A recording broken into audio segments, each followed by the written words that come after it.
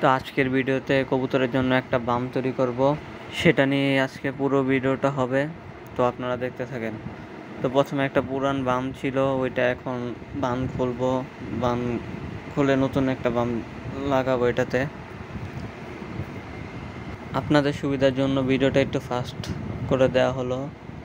তো আপনারা দেখেন কিভাবে বামটা বানাই, তো সাথেই থাকুন।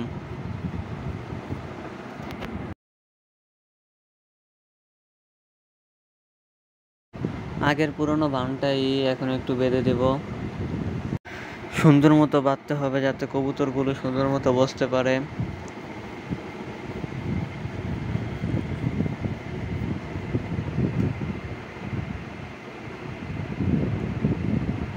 এক্ষেত্রে পুরো চারোদিকেরটা সুন্দর মতো বাঁধতে হবে যাতে বামটা নড়াচড়া না করতে পারে।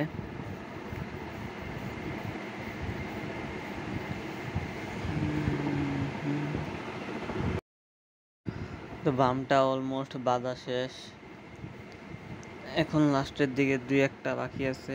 এই কাইমগুলো বেঁধলেই শেষ, কাজের প্রায় শেষের দিকে।